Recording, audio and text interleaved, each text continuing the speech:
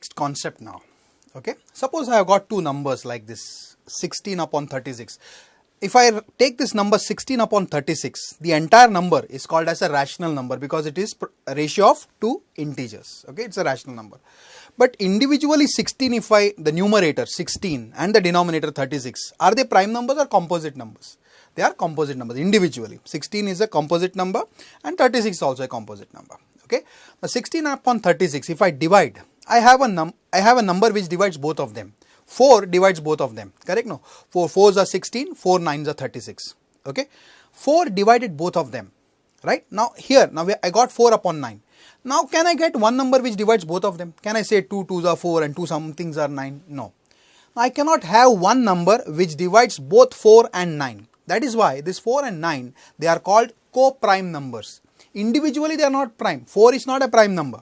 9 is not a prime number. But if you consider the entire number 4 upon 9, the entire rational number, I cannot get a number like 2 which divides 4 also, which divides 9 also. I cannot get a number 3 which divides 4 also and 9 also. That is why 4 and 9, they are called co-prime numbers. Okay. The two numbers having no common factor other than 1 are called co-prime numbers. Okay. If A and B are co-prime numbers, then they may have no common factor other than 1. Okay, just remember this. Example, 12 and 17. 12 and 17. 12 is not a prime number, but 12 and 17 together, they are co-prime because you cannot have any number which divides both of them. 21 and 22.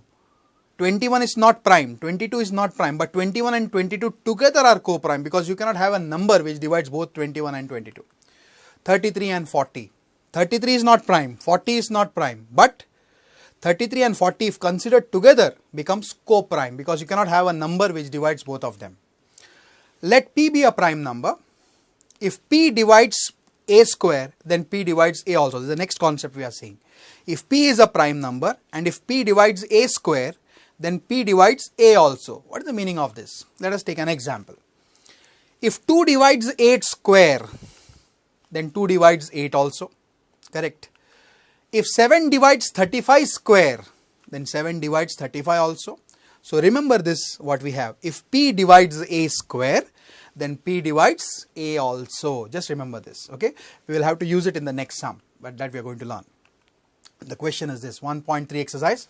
First question, prove that root 5 is irrational. We want to prove it. It is irrational, we know it. But we want to prove that it is irrational. Okay. Now for proving this, there is no direct method. We will prove it by contradiction method. What do you mean by contradiction method? What they are asking us to prove? They are asking us to prove root 5 is irrational. Contradiction means instead of irrational, we will assume it as rational. We will consider it as rational and we will proceed with the sum, and then we will say towards the end we will get our assumption what we did that was wrong. Okay. So assumption is wrong. So it is irrational, we can prove, right? So how we start? Let us assume the ulta of what is asked to be proved, the reverse of what is asked to be proved. They are asking us to prove root 5 is irrational. So we will assume root 5 is rational. Let us assume root 5 is a rational number, right? What is a rational number? A rational number is nothing but any number which can be written in the form of A upon B. B should not be 0. And A and B are co-prime integers. Co-prime integers means A and B cannot be divided by a single number, right? Other than 1. They are called co-prime integers. So therefore, there exists co-prime integers. If root 5 is a rational number, therefore there exists what? Two co-prime integers, A and B, right? Which satisfies the condition of root 5 being a rational number. So, and B not equal to 0. Such that root 5 is equals to A upon B. Because we assumed root 5 as a rational number, so root 5 is equals to A upon B, where A and B are co-prime integers, right? Now if I cross multiply, I'll get root 5B is equals to A. Since I don't want root sign, we will square both the sides. If I square both the sides, we get root 5 square is 5, B square, it will be B square, and A, if you square it, you will get A square. So what we get, 5B square is equals to A square. We'll call this as statement number 1. Okay, 5 into B square is equals to A square. That means b square is equals to a square upon phi. Correct? Now the same concept that we studied in the previous slide means what?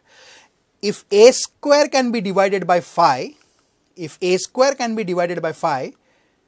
phi divides a square means phi divides a also. With the example that we studied in the previous slide, phi divides 15 square, that means phi divides 15. Similarly, phi divides a square, so phi divides a also. That means, and phi is a prime number, we know, correct? So phi divides a also, right? We'll call this as statement number 2. Now what do you mean by phi divides a? Phi divides a means what? Phi into some integer gives you a. Phi divides a means what? Phi into something will give you a. Let that integer be c. That means what? Phi into c is equals to a. Phi into c is equal to a. I can write it like this. Let a is equals to phi c. Phi into c is a means what? A is equal to phi c. Phi divides a means what? Phi into some integer gives you a. Means let a is equal to phi c, where c is some integer. Okay. Now what we will do, substituting this value of a that we got, a is equal to phi c, in equation number or statement number 1. So if I substitute in that, what I get is phi b square is equals to a. What is a? A is phi c. So a square means what? Phi c the whole square, right? And if I square it, open the brackets, I get phi b square is equals to 25 c square. And if I divide, remove that phi from both the sides, I get b square is equals to phi c square. Now what do you mean by b square is equal to phi c square? Which means b square can be divided by phi. How did I come to this conclusion? B square can be divided by phi. For example, if I take this phi down here, I get b square upon phi is equal to c square, and c is an integer. B square upon phi is equal to c square means what? Phi divides b square. Phi divides b square means what? Phi divides b also. Correct? We'll call this a statement number 3. In statement number 2 we got phi divides a. In statement number 3 we are getting phi divides b also. That means from 2 and 3 what are we getting? Phi divides a and b both. Okay? And a and b both have a common factor phi, the meaning of the statement. Okay? This contradicts the fact that a and b are co-prime. Okay? Our assumption that root phi is rational number is wrong. Okay? So root phi is not rational. That means root phi is not rational means what? Root phi is an irrational number.